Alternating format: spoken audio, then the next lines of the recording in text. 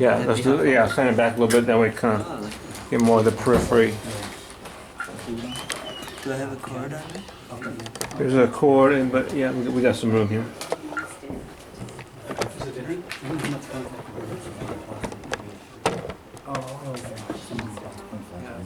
I mixed ashwagandha and some honey with cinnamon and licorice root. I brought some of that. Have people using it, yeah, throughout the day. So, yeah, we're good. About eating the left corner is just about to fall off if you look to the right just a hair. Okay, there you go. We have a nest of electrical snakes.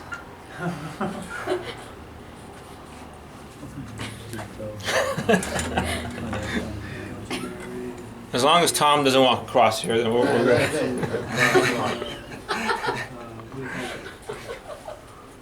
All right. That's the view. Most people don't have that. Been growing up. We have some incidents. Alright. Let me know what your. Okay. Shall we begin? Let's begin. Yeah. Okay, let's play.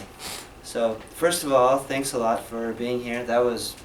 Your talk was awesome. Thank you. Like, herb people, plant people, I'm into that. Thank you so much. I'm glad I was able to catch a few jewel minutes at the end of the talk, so thank you. So I'm Scott Lindy, and I live down in Santa Barbara, and I have an herb company called Sun Potion, and we sell single ingredient tonic herb extract powders. Most of them are extracts. There's about 25 plants in the line, and so these are things that people would put into their morning tea or water or smoothies or make things with, like you were telling me about your honey ashwagandha cinnamon extravaganza that was going on. Yeah. That sounds great. So really single ingredient plants that you can use as ingredients. You would add them to things that you're already eating as a means of really augmenting and supporting your health and making your overall system more adaptable. I know the group here has been listening about tonic herbalism the better part of the day today, so it's hopefully I'll just be filling in some gaps in what's already been painted. And if you have any questions or anything comes up during the talk, feel free to raise a hand and we can go from there. So, eating tonic herbs, why to do that? Well, really simply, my experience, really easy way to feel good. If you're eating best quality tonic herbs, they're really plants that help your body to be more adaptable to stressors. Stressors could be lack of food, lack of sleep, lack of oxygen, traffic, modern living, our digital photo birds that we carry around in our pockets, and just generally existing. There's all kinds of stressors that go on, and so these are plants that are going to make your system basically more robust and powerful, but also more sensitive and adaptable. So in the case of, say, like an immune herb, we might have medicinal herbs that boost our immune system, and we could have tonic herbs like, say, a reishi or cordyceps mushroom that are actually going to build our immune system, make it more strong and powerful, so we can kind of bounce off things like the common cold or the flu if we get in contact with that. These could also be used to, basically the body could bring the immune system more into an optimal range. Like in the case of autoimmune disorder or allergies or things like that, you go outside, you get the pollen, and your immune system goes overactive. You actually have like a histamine response and mucus and these kinds of things. That's an overactive immune system. Your body's like churning. So if you're taking a tonic herb like some of the mushrooms, it'll bring your immune response back down into a more optimal range. So you could say it modulates your immune system. Tonic herbs modulate your system. They, as a family of plants, tend to bring your body into more equilibrium and balance. So, in the line, basically the line is a collection of my favorite tonic herbs, and then sourcing from best quality farms, but really there's a meeting of lineage and science that comes into play, so it's like really sourcing from best quality lab providers. And so some of these are in the US, others are in West Africa, others are in India. We have one in Shanghai that we work with, two in Taiwan. So the collection of herbs as a family are coming from different areas of the world, clearly. And it's almost like we're looking at some different lineages. So we maybe have like Ayurvedic lineage has tonic herbs, Taoist lineage has tonic herbalism. A lot of these therapeutic systems or medical or healing systems from around the world will have kind of a selection or a grouping or a category of herbs that is not medicinal but that is tonic, or they sometimes use words like superior herbs. These are plants that are meant to be taken every day, consistently, small doses over a long life, ultimately. I mean, the idea here is 30 days is kind of a long time for some herbs. You might not take a medicinal herb for more than a few days. Medicinal plants require, obviously a lot more education and moderation and supervision, and even if I was the one highly trained in applying medicinal herbal therapies and treatments, I probably would be well advised not to be treating myself, because I'm going to have a level of bias from my own perspective. But I would go to somebody else who's trained in medical herbal treatment. And so converse to that, or in addition to that, there'll be like these categories in these healing traditions that are like, well, but there are some plants out there that really everybody would probably be pretty well served in taking a little bit of these plants every day over a long period of time. They're like, can be sometimes categorized or spoken of as longevity plants, these kind of adaptogens, these kinds of things. So a lot of this you guys already know. If you're like, jump forward, next, just tell me. Let's see.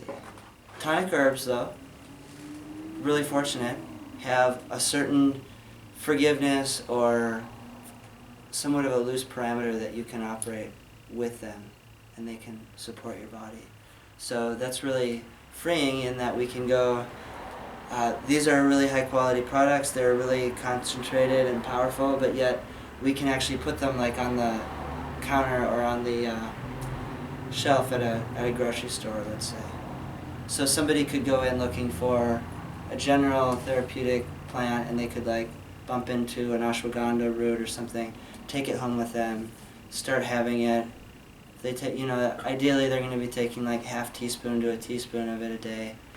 But if they took a tablespoon, it might feel a little funny for a bit, but they're not going to imbalance their system. They're not going to really stand to harm themselves, these kinds of things. So tonic herbs tend to be pretty forgiving. Please. I know you may have certain things you want to cover, but since some of it may be redundant, I'm not saying any of it is yet, but I personally would like to hear about when you started, how you started your business, what got you into it, and how you source your herbs and things like that. Awesome. I would love Specifics to talk about your that. business. Sure, absolutely. So prior to moving to Santa Barbara and ultimately starting the company 4 years ago, I was living in Ojai, and I lived in Ojai for 4 or 5 years. It's a unique place. It definitely is a lot of nature and a lot of really beautiful and unique surroundings there. So I went on this kind of, and prior to that I was like selling real estate in Los Angeles. So I was doing that like real linear-minded urban experience for a couple of years, and I got ejected out of that life path and spit out into Ojai, and I went and did like 4 years plus of basically what I would categorize as like natural living or naturalism, where I was like sleeping outside most of the time. I lived at places where there was like a kitchen or a like infrastructure that I could go and use, but my preference was to like either be sleeping on the ground or in a tent, or I had a teepee for a year. There was a lot of barefoot hiking.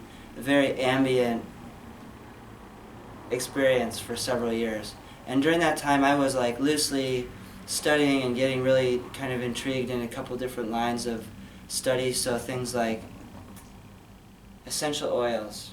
So I would just get all immersed into essential oils for like 6 or 8 months. You go and like study with different teachers, learn from them, learn about like 5 elemental approach to the environment affecting a plant, coming out in the essential oil. You smell the oil. You mentioned the olfactory, the smell factor, the memory, the recall, these different like things. That's such a direct contact with the outside world. How do those 5 elements affect the body? How do they affect your system when you smell and experience it? So, essential oils, Taoist internal alchemy practices. I had a period of time of like jumping in pretty into like the John of God group down in Brazil, which is like kind of a spiritist, like woo-woo, out there kind of crowd. You said John of God? Yeah. They have a place in Gloucester. I was there. Oh yeah. I was with them. Awesome. Remember Brother John? Yeah. He's still alive? He is. Yeah. God, he must be old. I'll be He's 81. old. Irishman. Oh, maybe. I'm not sure if I know Yeah, he's that. Irish. But okay, Of cool. course. And the property they had right on the bay Uh-huh. in Gloucester, Massachusetts, Uh-huh. used to belong to the Rockefellers. Oh, cool. Awesome. Yeah, totally. Small world. That's great. So, you know, like different varied things. Or I was like getting into like studying Egyptian esoteric practices. Or I would, you know, like there was this very broad, I went to, during that time I went to Rolfing School in Boulder, Colorado. So learning about the body, learning about creating spaciousness and fluidity of movement and So you could these afford to kinds do of all these learning experiences by all the real estate money you made, and then went home, then went basically homeless. on purpose, yeah. Yes, that's what I Like- understand. Oh On yeah, purpose, totally. intentionally. Yeah, I went like, Intentionally, yeah. like the more that I peeled off and left in the city, and the quicker that I ran away, the better it felt. And so like there was a real period of like just dropping as much of everything that I could, and yeah, it was basically like 4 years of incubation and ambient experience that had no direct seemed like no direct real purpose. Please, welcome.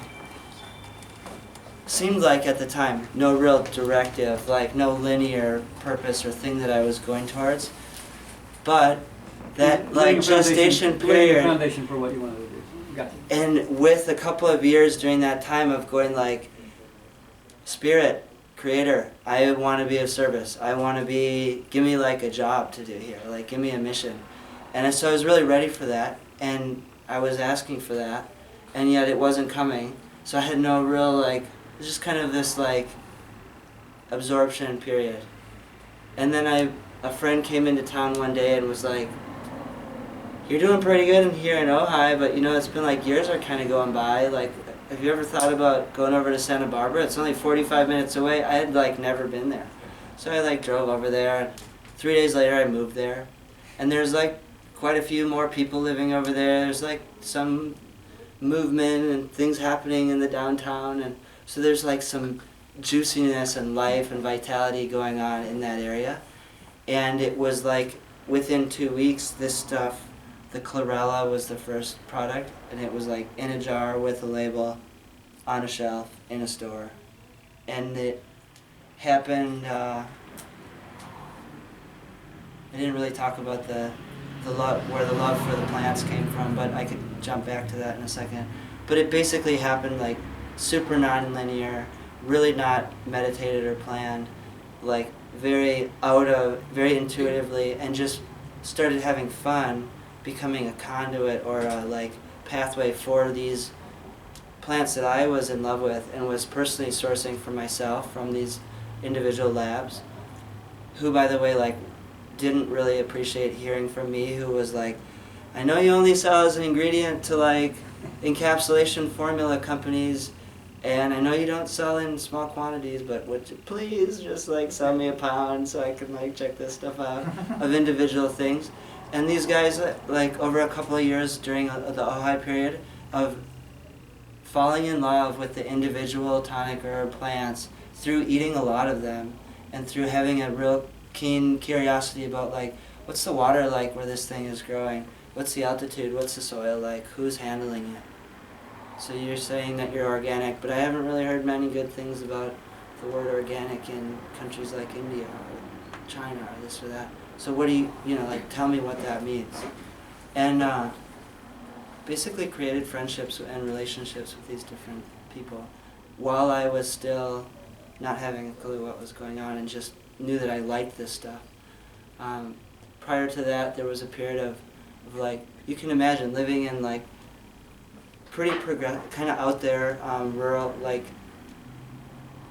kind of like hippie zone communities. There was a real like range of fringe food things that people were doing, raw vegan, like all these different, like a lot of different ideologies and stuff. So I was never deeply entrenched in any of that, but I learned a lot from being around a lot of that conversation at the dinner table in community or with friends or different things like that.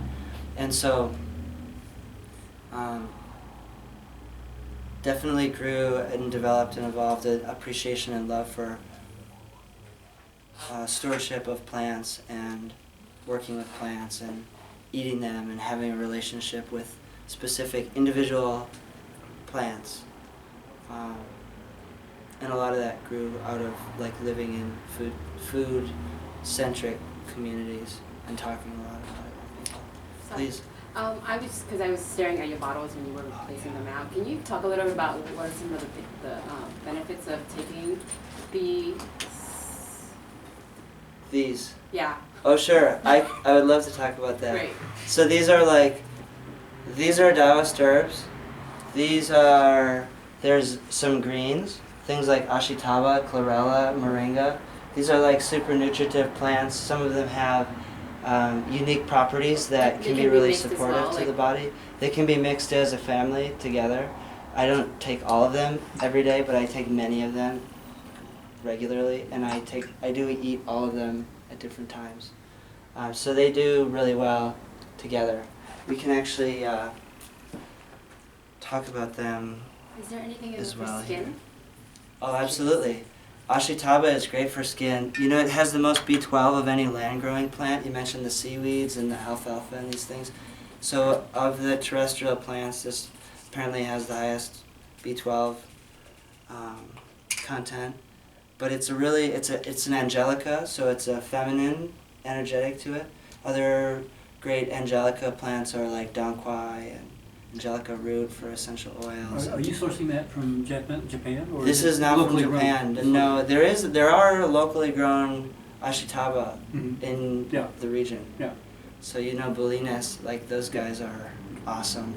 There's like ashitaba, like kingdom of the West Coast. Yeah.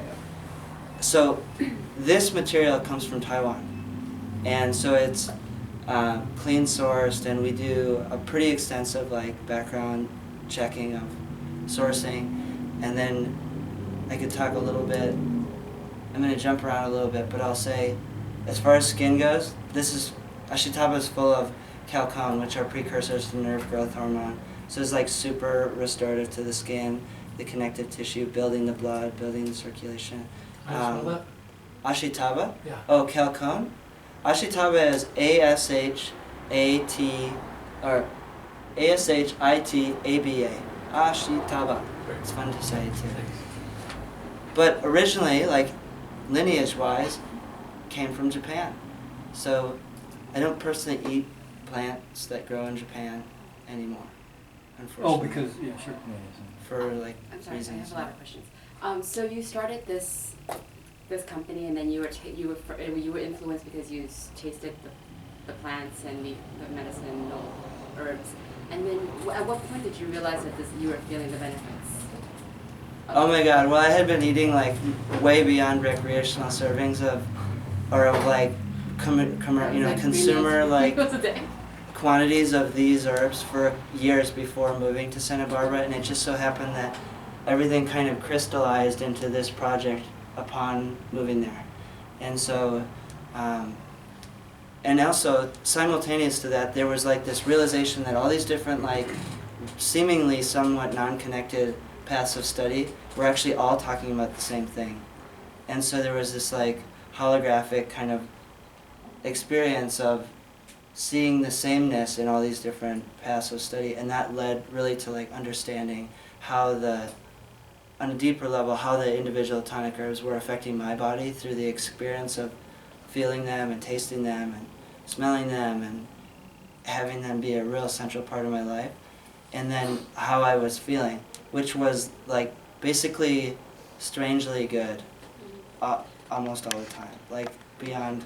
And so yours is in powder form. So is that like, to your point, the time of like ingesting is probably okay any time because Yeah. it's in powder form? Exactly. Okay. Exactly.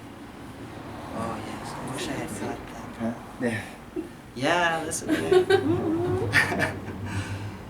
So Ashitaba, we are, and I could talk about serving sizes. On a daily basis, most of these plants, because they're concentrated, you can do like the size of a half teaspoon to a teaspoon, or the volume of the tip of your pinky is a totally appropriate amount.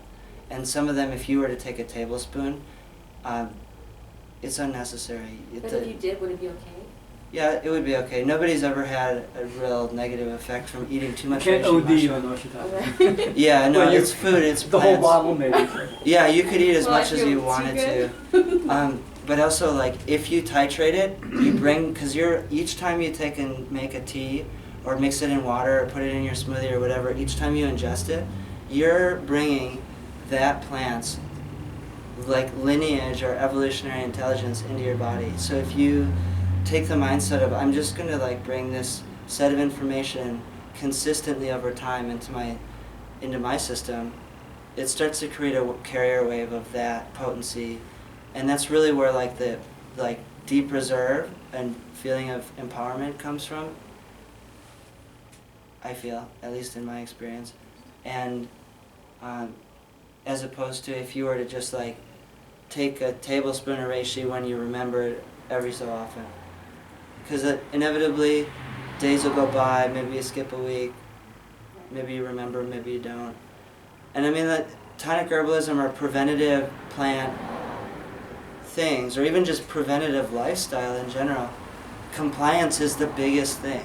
So if you know you feel best when you go to the gym after work briefly, or you go on a brisk walk for a half an hour in the morning, and you don't preventatively do that, then if you didn't do the walk's not going to help you feel good. If you didn't eat your ashitaba in the morning, the ashitaba is not really going to be able to affect your system or support you in the way that it could unless you had it consistently. I mean, that's really plain, like, basic way of saying it, but it's also, like, pretty real, because that's the thing is, if you're already feeling good, and then you have to remember to take something a little bit each day to keep feeling like that. A lot of us feel good, and then we just go like, I just feel great, and just walk out the door in the morning, and instead of remembering to, like, sit and have your tea. Let's try a few of these just so we can. So because there's a group of us here, we'll just like go a little heavy-handed on the servings. And have a party, an ashitaba party.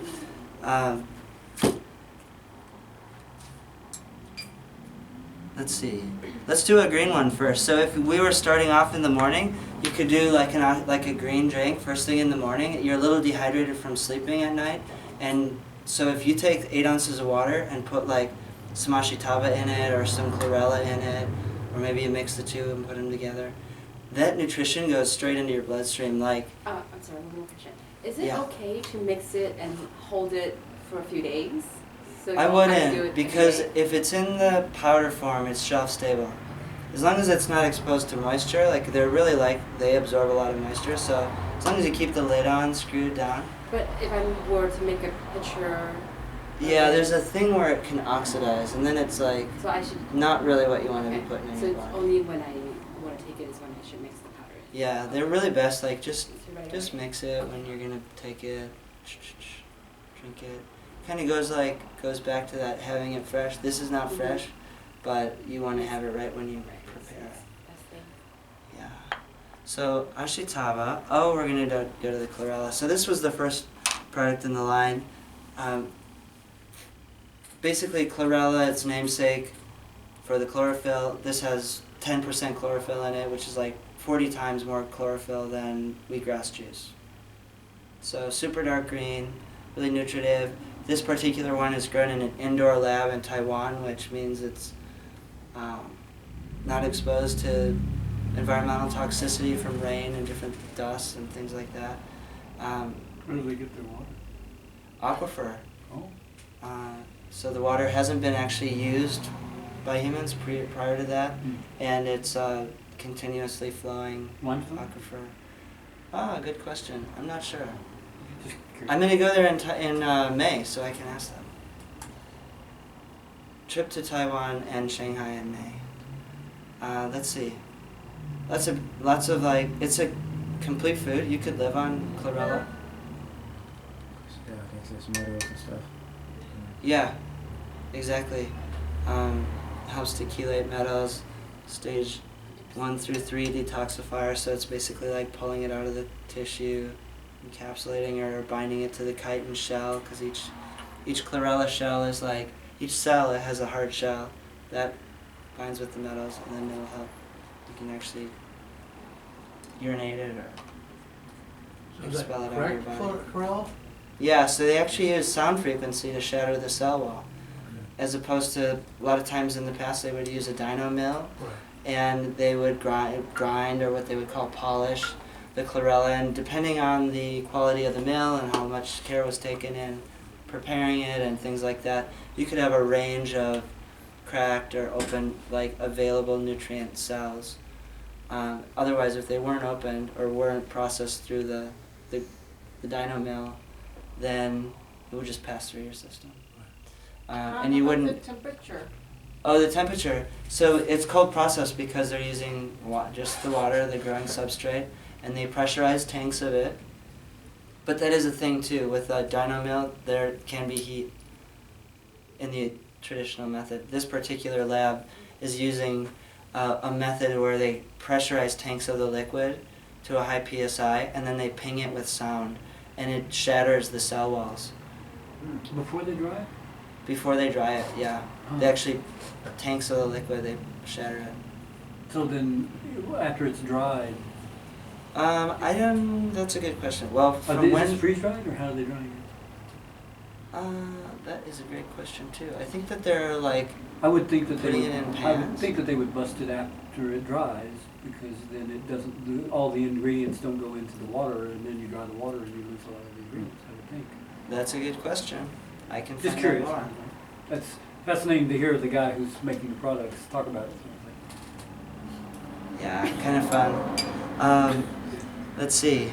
You just did 3 of the first and 2 of the second? 3 ashitaba and 2 chlorella? Well, yeah. Okay. So we've got in here 3 tablespoons of ashitaba, 2 of chlorella, bit of moringa. Let's see what's next. We'll just do all the greens. Why not? Moringa, miracle tree. This is actually the shade-dried leaf of organic moringa. This particular one is coming from India, but if you live in Southern California, more southern than Santa Barbara, like Orange County or San Diego County, you can grow moringa all day long in your yard. And you do? Oh, cool. So there might be some climates. Some microclimates. Yeah, that can happen. We try growing it at the house, and it's just, Yeah. for whatever reason, it doesn't do it.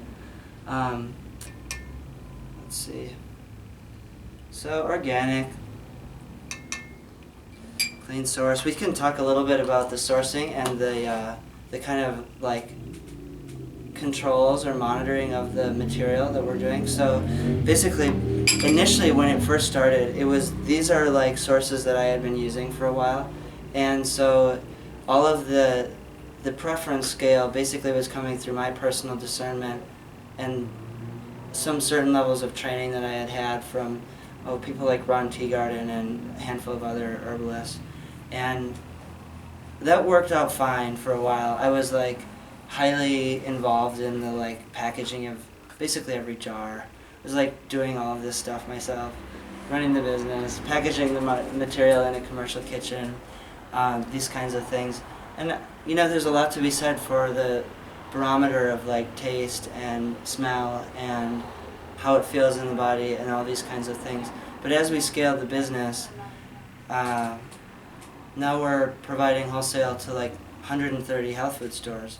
So I can't personally be handling that much material. So we actually, what we do is we have it done in a nutraceutical lab. Hello, welcome. Just be careful. You walk through here. Yeah. Oh, please, absolutely. So you don't have to have any employees do the stuff, you contract with the nutraceutical lab? We have very few employees. The whole company we run as a like super high efficiency and ultra high effectiveness. The efficiency is less important than the effectiveness. Sure. You know, so basically we have a warehouse in downtown Santa Barbara that I remodeled in May. So that's 1,600 square feet, and I just took on another back room of the warehouse that was another 800 square feet last week. So what that square footage is basically warehousing finished materials and packaging materials and currently yet to be packaged bulk quantities of the material. So the packaging all happens at a nutraceutical lab, which offers like highest level FDA compliance. And basically, I could give you like the basic scenario. So you get the raw material from a provider lab. You can have all the relationship and all the connection with them and friendships and things, but really like they'll give you documents that say that their material has this and this and this and doesn't have this and this and this and has this percentage of active plant chemical in it and these kinds of things. And that's all really nice. We appreciate them for providing that. But we actually, when we receive the material, it all goes into quarantine. And we take samples out of it. We send it to another third-party lab here in the States that's located in Nevada. And so we send them samples of the material. They repeat the entire C of A. And so we have now the material, and we have 2 documents that ideally match. And if they don't, there's some reckoning of why and what is going on. And if they don't match, and it basically doesn't go any farther than that, we just send the material back. And we ultimately stop using that provider lab if things like that happen. You don't do a second test if maybe something's wrong in Nevada, or you just trust Oh, them totally, well, or? no, we so far have only had to do that once, but there was a change in the raw material, and then it affected a change in the extract, Sure. as it would, pretty much make sense that it would do that. Yeah. So basically, you get 2 C of A's. Okay, now we've passed. We send the material through packaging, so it gets all bottled and labeled and sealed and put lids on and all this kind of stuff. During that packaging run, that material is like, there's batch samples taken throughout the packaging run. So finished units all go into quarantine again, and those segmented samples, so now we're taking samples throughout the entire bulk quantity of maybe a pallet size of one herb, and then we send it out for a 3rd time, and it ends up, so by the time we get it back to our warehouse, we have 3 unique and parallel certificates of analysis. So we know exactly whether there's some chemical that shouldn't be in there, or if there's something synthetic, or if there's metals, or if there's mold, or whatever those things are. And we don't deal with labs that provide even marginally questionable material. Like everything has to be like totally the best, because then that allows us to have like a certain level of confidence in things about the individual herbs. And I mean, having low quality herbs and low quality, like it's super noticeable. If you are used to like the best and then you bump into like not quite the best, it's like, like really, come on, that is not what we're dealing with here.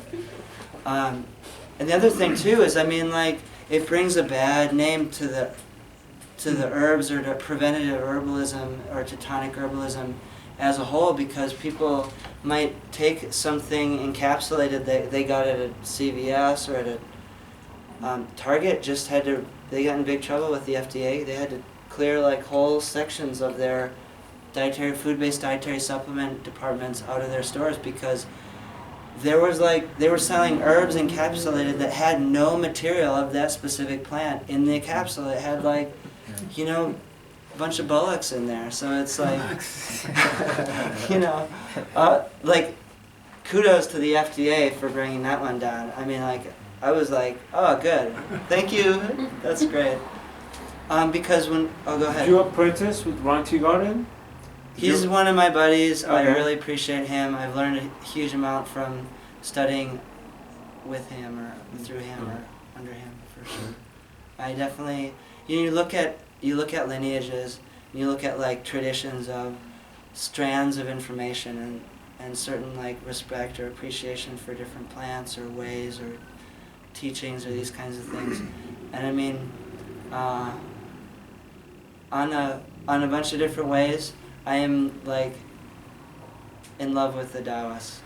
And so like Taoists, the wild like mountain people who are like living on mist and herbs and like what's in the tonic gourd and sitting around like a bunch of wild men drinking tea. I mean, you can see it in classic Chinese art. It's all over symbology. I mean, it's like, actually if you know what you're looking at, it's like right there. They got a table full of herbs. Where'd they get it? That mountain over there, they picked it. But yeah, so learning from Ron, he definitely is like of the North Korean Taoist tonic herbal tradition.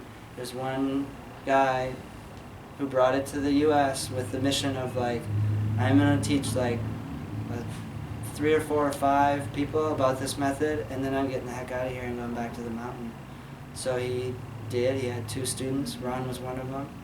Went back. I'm really grateful to teachers, people like Ron, people like David Crow from Floricopia,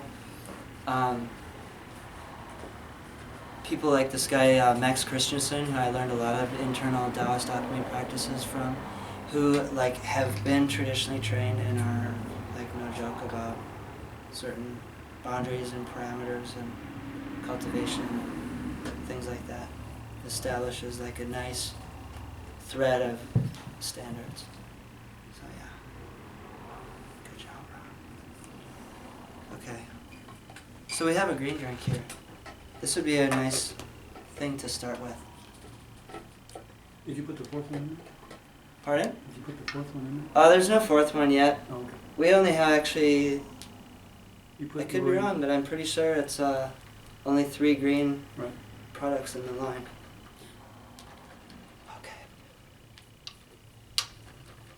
Anytime you can get a good seal in a big glass container and be able to shake it, that's a win. Could you help me pass on? Yeah, please? sure. Let me just be careful as you go through the loops here. Welcome. Thank you so much for coming. Wow. I could even put you in charge of that. Yeah, I can do. Yeah, let me just go ahead and start doing it, and I'll take over here. Let's see. So we've talked about a little bit about sourcing and standards and efficacy, and so I could give you some of the credentials of the. You've asked about the business and the specific of it. Like a year ago, we were in 30 health food stores. Now we're in 130. We have like myself doing sourcing and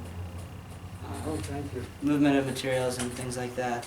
We have one office manager who does all the like shipping of the materials and the website and the wholesale and things like that. And my fiance basically does all the digital advertising and marketing and photography and Instagram and newsletters and all manner of digital creative aspects. Which is a big blessing for me because I can't do that and I don't know how to, and she's really good at it, so she takes care of it. Do you have any specials going on today? 100%. There's always specials. What I'll do is I'll actually give you all a discount code, and I haven't made it yet, but I'll make it on the website.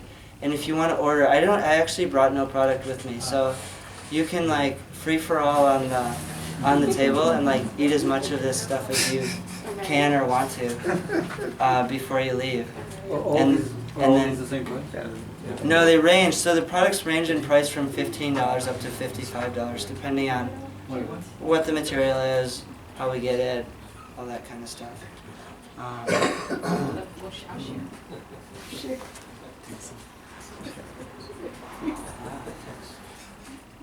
So you're being pretty free with your information. How much, what percentage, what is, So what What's the percentage? nature I'll of- preempt this comment.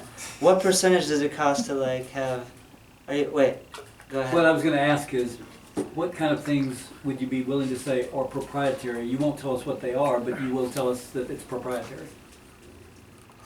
Oh, I would pretty much answer like most of your questions. I'm sorry? I'm into transparency, so I would Okay. pretty much All right, answer good. most of your That's fine. questions.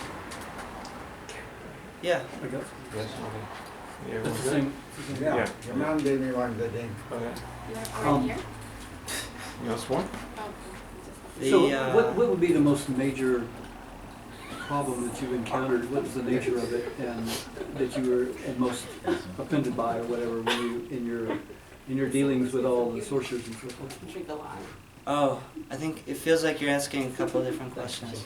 Well, perhaps, but There was a part about the sources at the end, but what actually is kind of frustrating or things like that? of your whole business?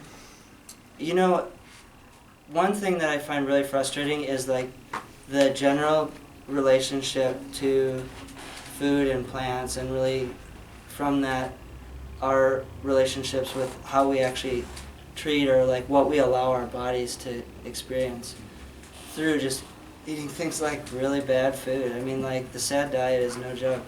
We know this. I mean, I know this because I grew up eating Velveeta cheese and macaroni and like all the mainstream Midwest like stuff, and so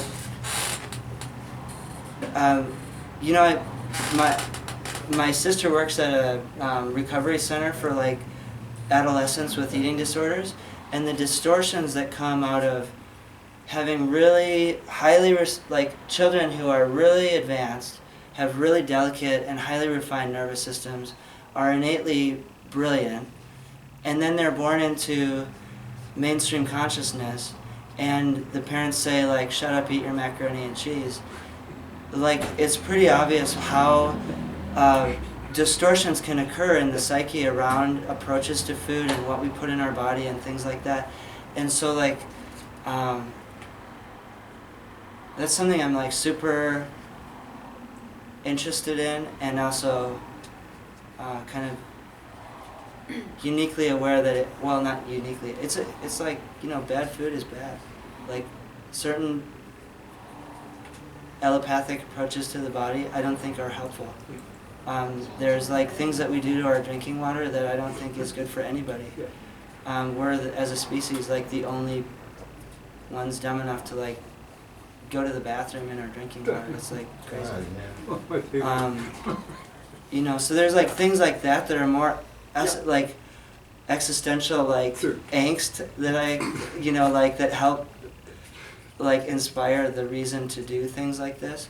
And ultimately we are looking to like create the new normal, like whether it's on an individual basis, so like one person taking ashwagandha every day or one person drinking their chlorella every morning is a person that is like ultimately going to start experiencing a different sense of normal in their own body. And eating these really high quality kinds of foods, this kind of like superior herbs or tonic herbs or like really clean source, like high vibe food, gives the body like information that is not available in the food chain largely. And so if you go and look at even organic food, whole foods, like this information isn't in organic produce that we get at the farmer's market.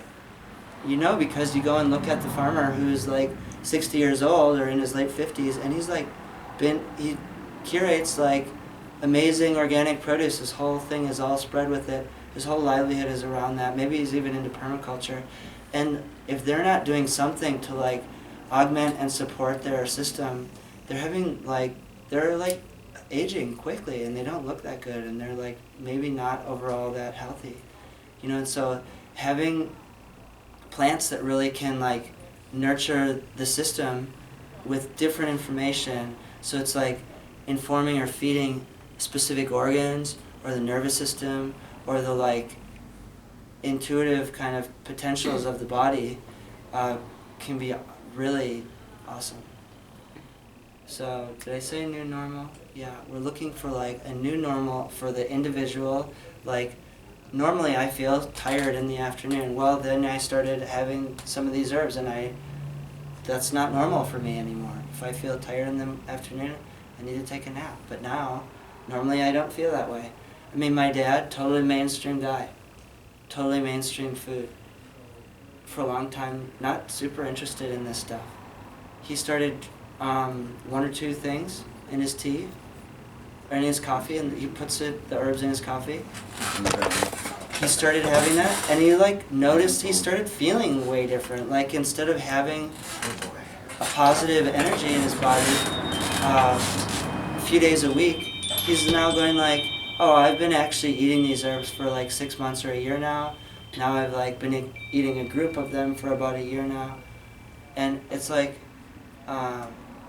he'll say he's said to me that like now he actually wakes up, he feels energetically like positive and good in his body most days of the week. I mean, that's a new normal experience for him. But on a broader scale, new normal, like we can like swing the mainstream to be doing this and have it available in a health food store or in a center like this or in a spa or in a like places that normally people wouldn't bump into some of this information or plants. And it starts to inform people's experience and people start to have more of a connection with the individual plant, how it feels in their body. They start to have a relationship with that plant as a food, as an ingredient, as something that like supports their well-being and brings them ultimately more into their body experience of what it feels like to just be human and be in your own like, hey, I'm human, I'm sovereign, I feel pretty good, I like, you know, oh, I'm like having that thing with my ankle happen again or whatever. Like if we actually just paid attention to what's going on in our system, then I think that would be better for everybody. So these herbs are like things that can help people move in those kinds of directions.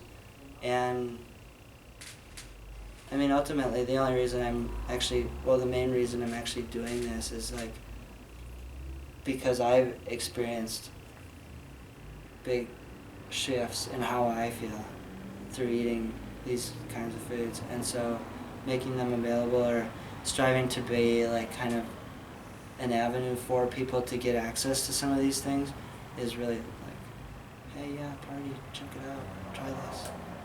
So that's some of that. I don't know if that was really asking. It does, probably specifically more, that answers the general question, probably specifically more what frustration you might have had or what, I don't know, turn-offs you might have had in dealing with business practices of various people that you were surprised that they would be in this and do something like what they did. Or Totally. maybe you may or not want to share that. No, I'd be happy to. It's hilarious. Usually people okay. tend to have horror stories that they start up their business and they don't always tell those wonderful, horrible things because they want to only tell all the wonderful things, and it's those learning experience that you had to go through that you would not have known. Yeah. Personally speaking, I just think Totally. it's always cool to hear that stuff. I mean, so things like, I had a roommate who I moved into the house.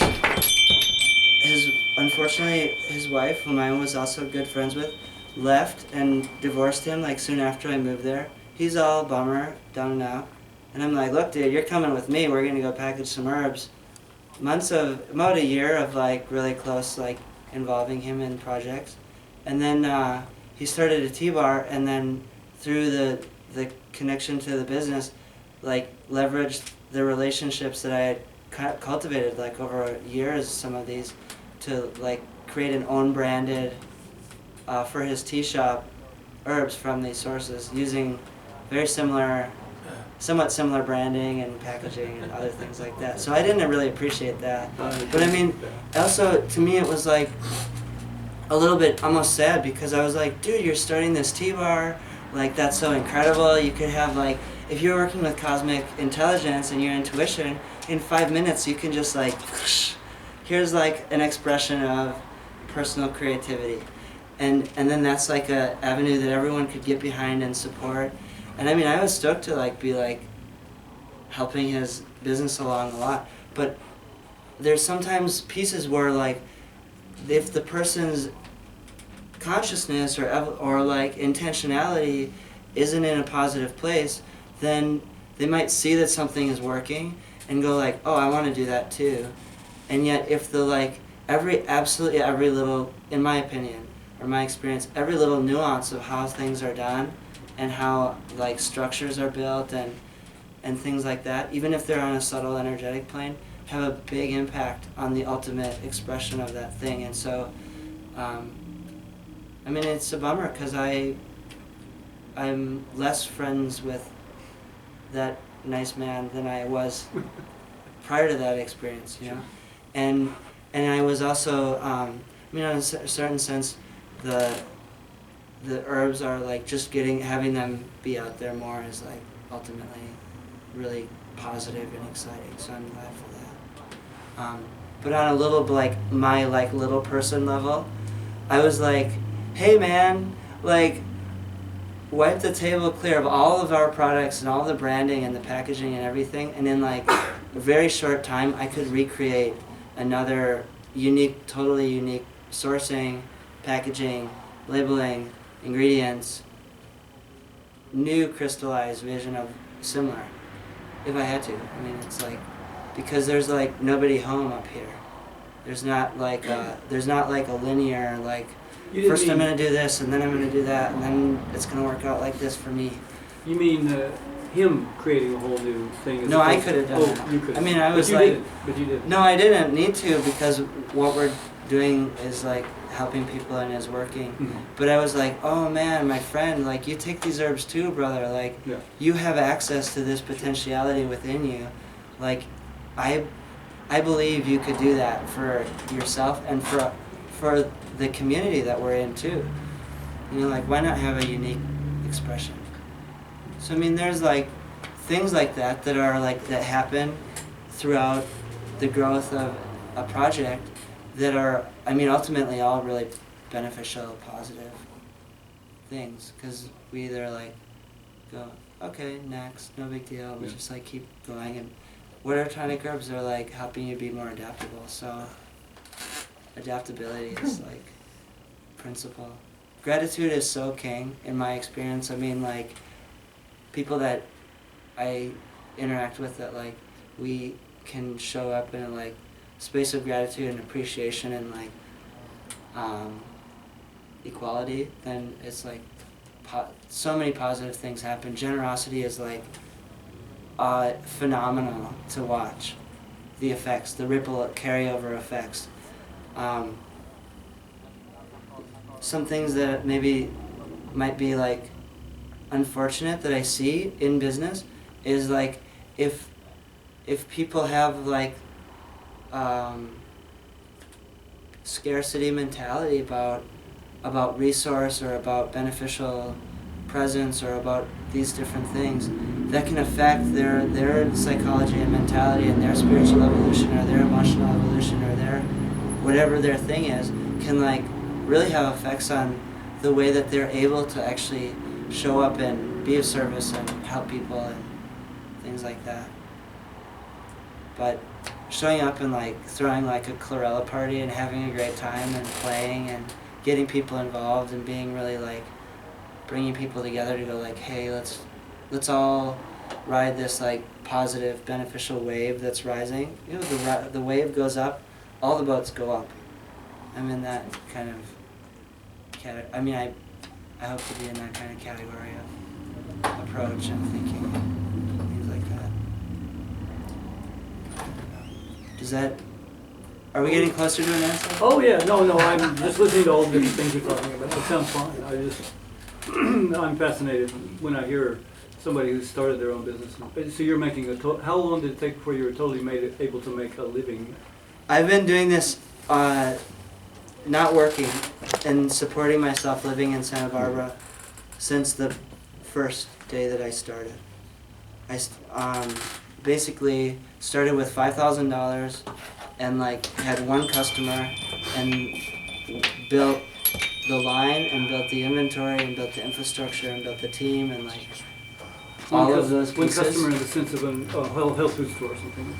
A website that was selling the raw food world that sells these kinds of plants and foods and things. So they were my only customer for like the first year and a half, and they were a great customer. And I got to learn a lot about scaling production and introducing basic concepts of operating a business and things like that. I mean, I had zero business background prior to, a little bit of like, I understood like contracts and real estate and some of this kind of stuff, but as far as in entrepreneurial like mindset and things, it was not my strong suit. It was not. This has all been a project of like. You learned hands-on the whole thing. Yeah, I had to learn every step of the process. You didn't take any seminars about anything, but I had a lot of you mentorship. Mentorship is like super key. I mean, I have like a group of awesome people who I ask questions to, and they give me feedback, and that helps a lot. So. If you're gonna be around tomorrow, Poison and I are working at the food mill. It's place been around 82 years, oldest health food store in East Bay. Whoa. You should cool. you should swing. We'll be there from like 11 to 7. Where is it? 9 to 5. You'll be there for 9 to 5. Yeah. It's on MacArthur Boulevard.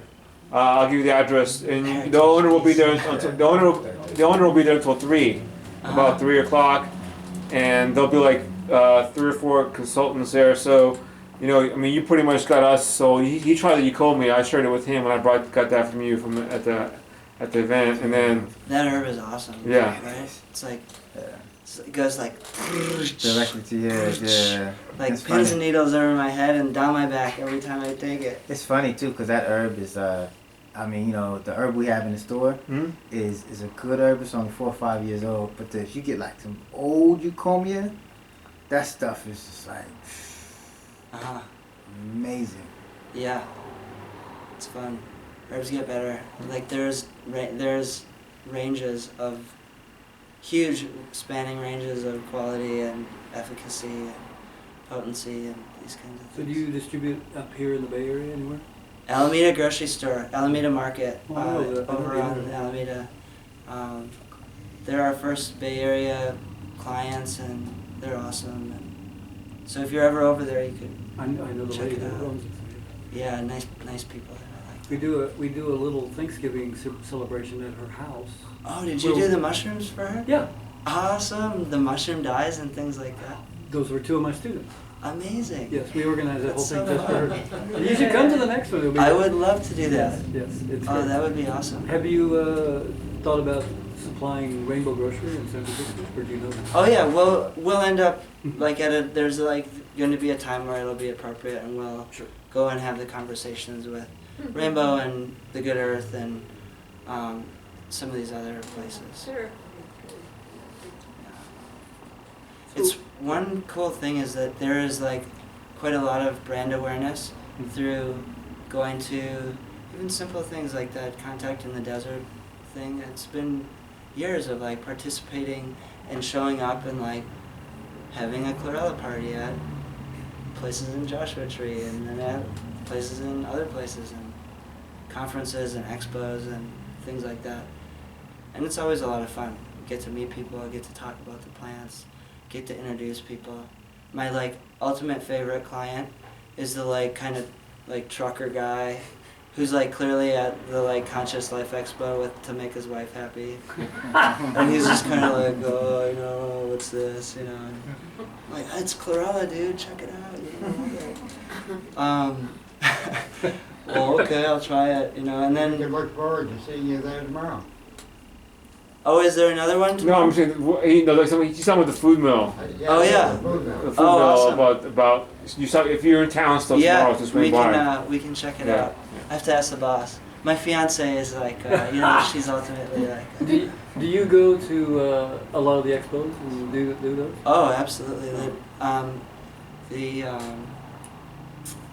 Heirloom Seed Expo, National Heirloom Seed Expo. We Oh, did a booth there. You were there? Yeah, I was. I thought you looked familiar. Yeah, I love Yes. that event. Yeah, I mean, it just is. permaculture, like organic's not even a part of the conversation. That's like a basic precept for everything that goes forward from there. Things like Earth Day in Santa Barbara, Conscious Life Expo in Los Angeles. We're having a booth and sponsoring the Longevity Now conference, or participating in the Longevity Now conference in April down in Anaheim. We'll be at Expo West next weekend. We'll have, on and on and on.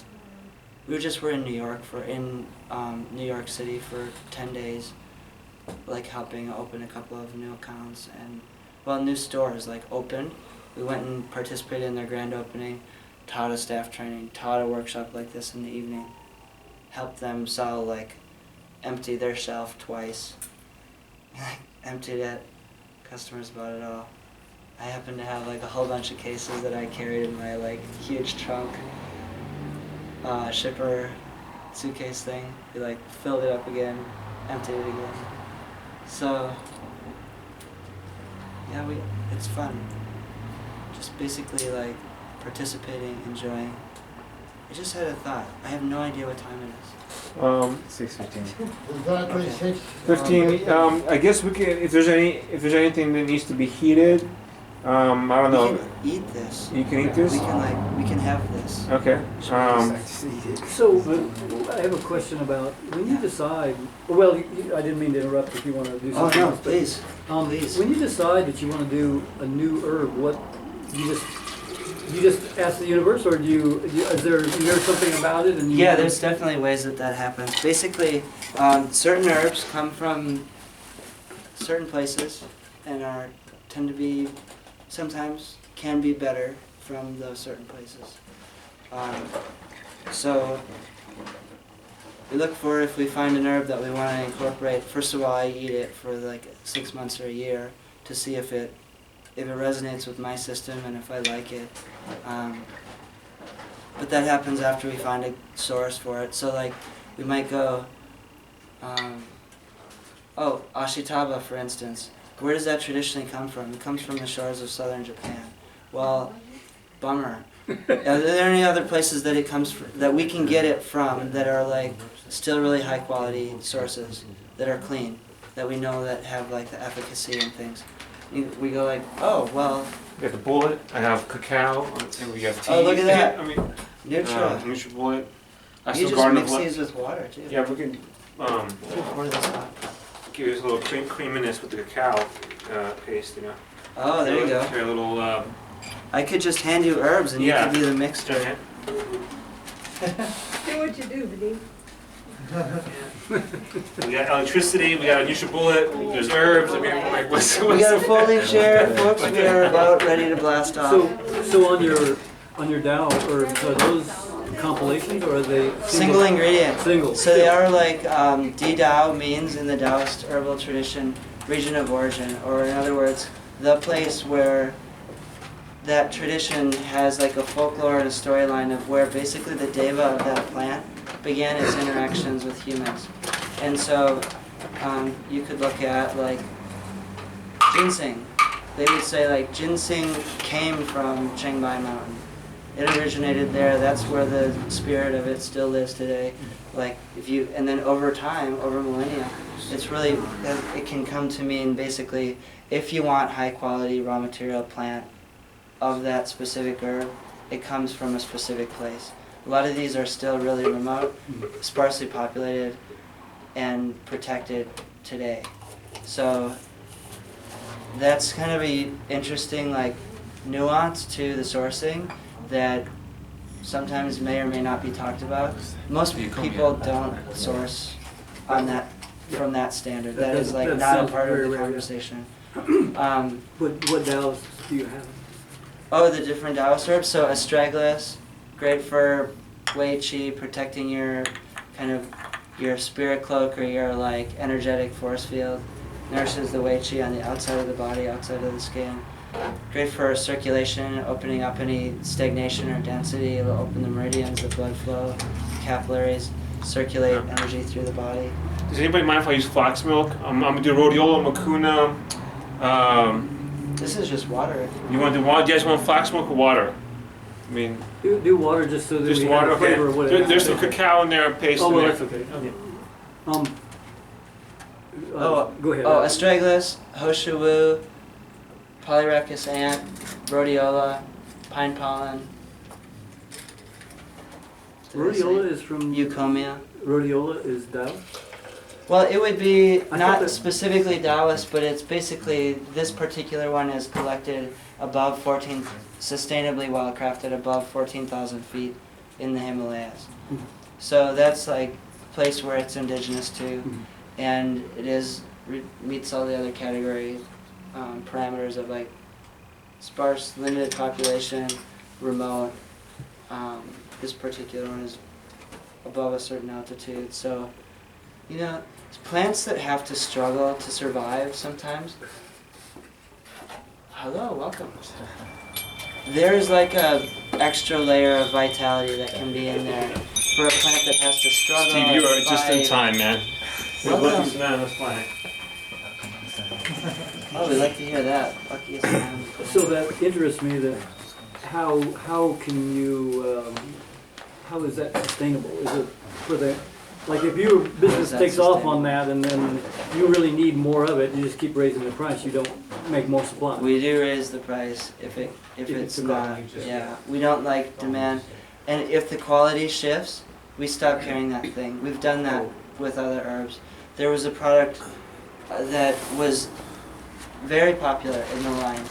That initially in the beginning of having Sun Potion, we used to source this, what I felt was like a really high quality, awesome flavor, awesome mineral content shilajit. That was a powdered shilajit. And there was a time where we got one shipment that the flavor was off, and I was like, But please.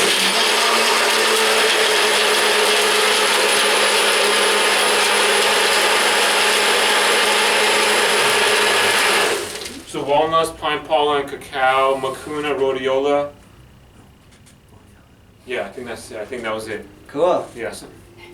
Sounds good. Sounds like a brain Yeah. activity. The mucuna, awesome for your nervous system. Nourishes healthy dopamine levels. It has this concentration has 15% L-dopa by weight. So it's basically will help to support healthy dopamine levels. Is really soothing to the nervous system. It's the #1 natural treatment for Parkinson's. Well, what's the name? Mucuna pruriens. It's a bean. It's a nitrogen fixer, so they'll use it for crop rotations and till it into the soil. It grows on like jungle floors. It's an Ayurvedic herb. It grows all over the world. But this particular cold water extract has a standardized 15% L-dopa by weight.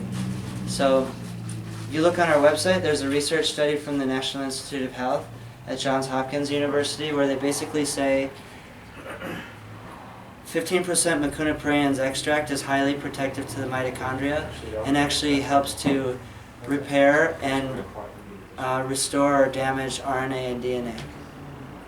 And I was floored to see that source, who's basically like you're talking to the FDA, speak so freely about the effectiveness of that material. And it just happens that they were actually researching the same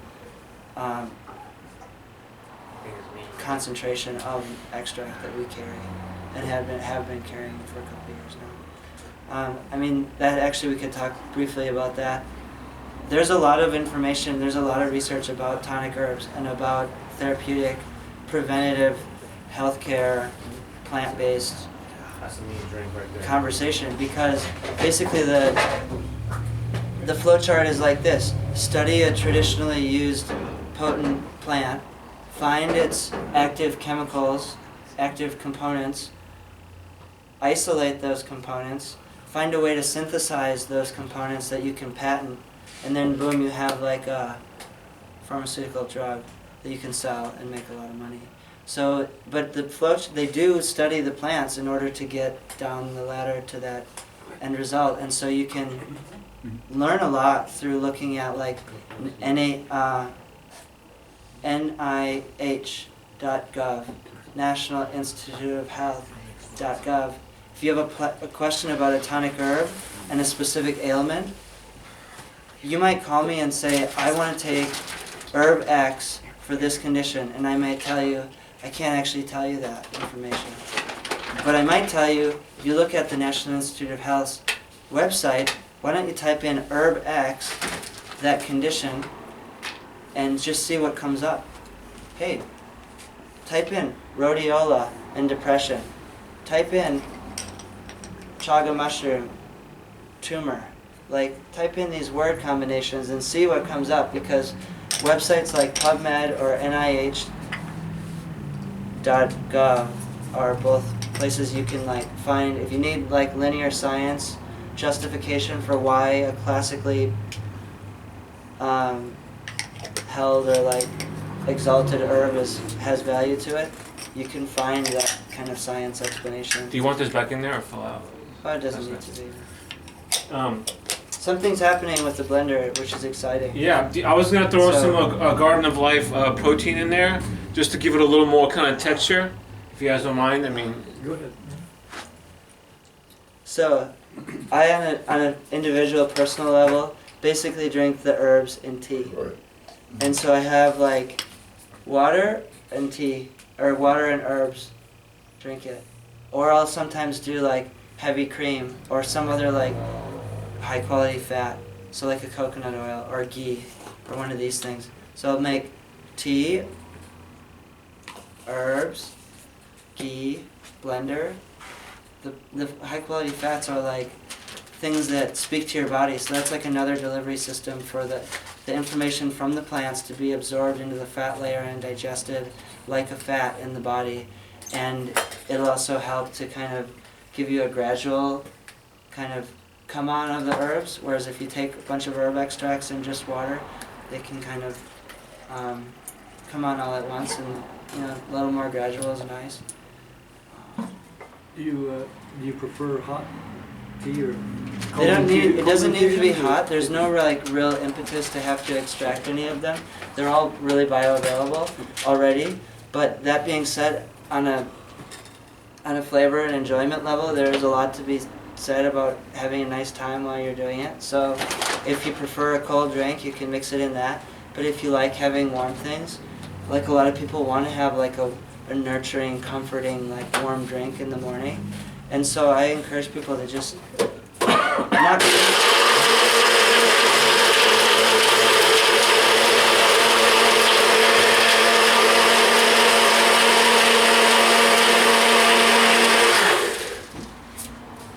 So, I don't mean to keep asking all the questions, but anybody else can. who did not get any from last batch?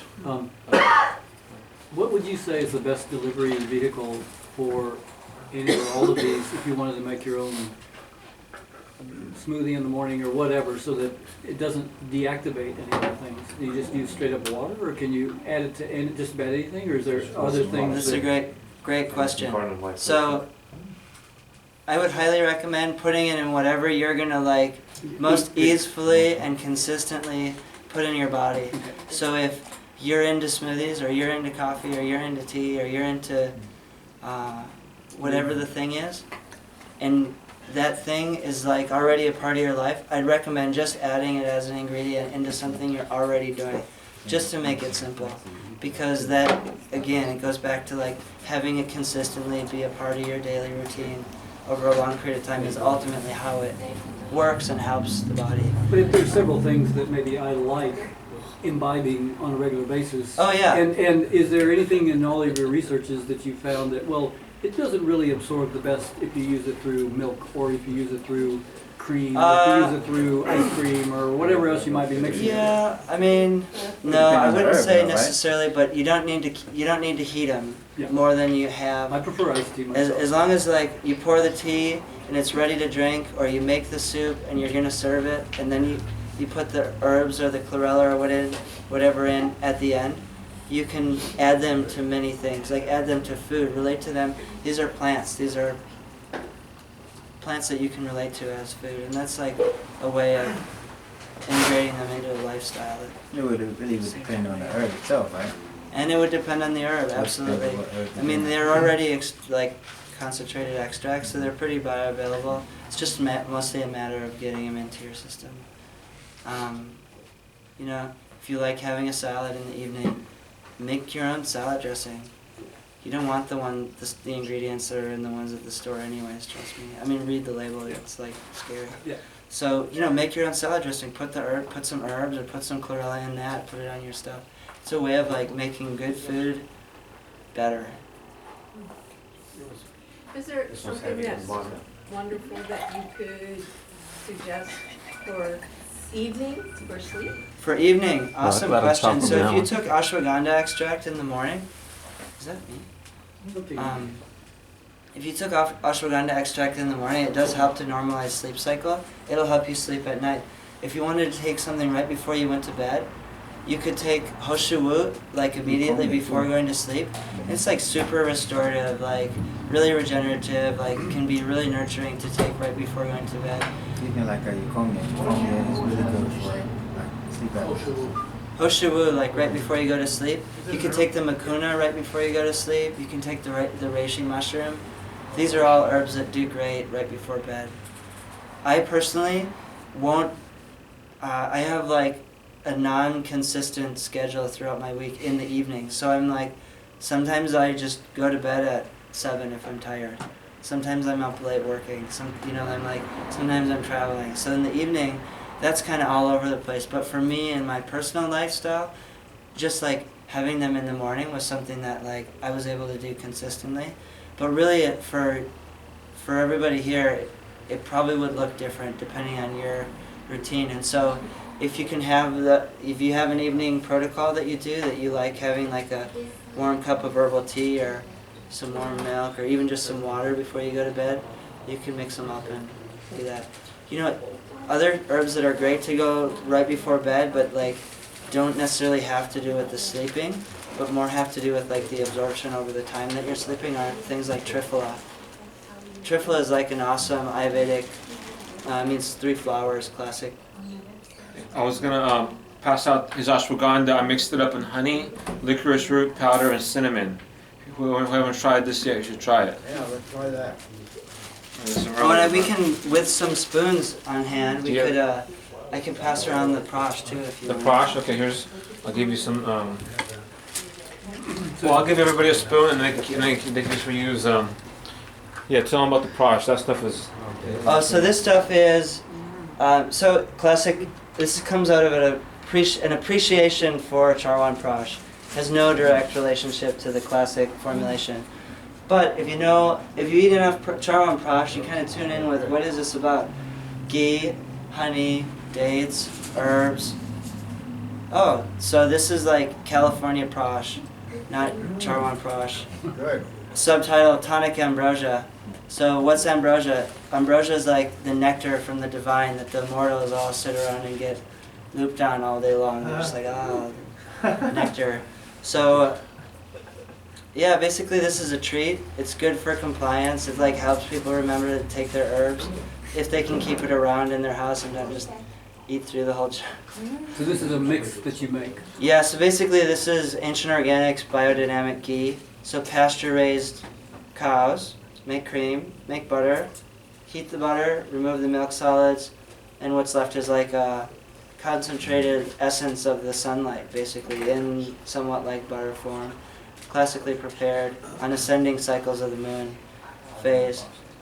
So it's ghee, raw wildflower honey from San Ynez, which is a valley just north of Santa Barbara that we get at the farmer's market, and then a dozen other different herb extracts. So this collection of herbs in here would be like whole body tonifying, things that everybody could have. It's not stimulating, but it would be like more rejuvenative and supportive, that kind of thing. And basically it tastes like caramel, or cajeta, or Mexican caramel. and it's a treat. But Like honey. Yeah, go ahead and oh, you tried the honey, yeah. That does taste like honey, I bet. Oh, yeah. Okay, so I'll let you guys get into that one now. Yeah. So here's Помощь ми покупали медицинским магазинам Балканским такое на это он сделал получше. We used to buy a Prosh at the new store, but it wasn't as quality as this one. Like they were using like sugarcane and like it was good, but it wasn't like that. But it's I was telling you in my presentation earlier. I was telling about the ways you can use honey as a delivery system. That's an example. Fat and honey mixed together. This, Honey butter. Tastes like caramel, kind of. It does. And what were the herbs that you put in? This is Mucuna astragalus, Pashuwu, ashwagandha, reishi. Let's see. A bunch of pine Do cones. you recommend this?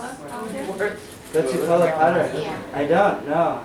You know. I love gotu kola though. Yeah, One more. it's calming down at night, so it just makes Oh, you that's feel very wonderful. calm. After that, Wonderful. I put you in it. This one And agrees it's with like me. in the winter time as well, or? Yeah, any season is fine. It's something that's like restorative, supportive.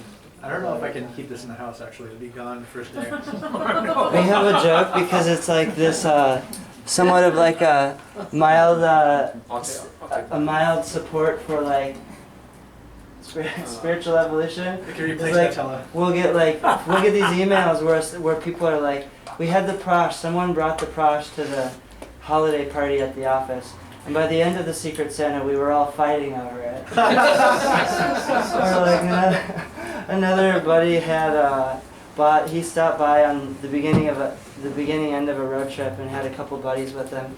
He bought one of these, and then he told me at the end of the road trip, he's like, I just felt so greedy. I felt so like I had to share with these guys, and I wanted to keep eating it. And every time I took it out, I had to share with these guys. And when I was driving them in my car, he like had all this stuff that came out. It was hilarious, We're just like, oh yeah, that's good. Doing the work. The herbs are at work. So anyway, I hope this has been Great. It's great. Yeah. just a general like nice time for people, and it's been really nice to be here with you all. And thank you so much for choosing to come out on a Saturday and participate and be present and support this place. I mean, like, having centers that want to have a conversation about tonic herbs, I mean, like, let's have that everywhere. It's exciting. Yeah. So, thank you for Thank you for hosting. coming. We really appreciate it. Thanks, Kevin.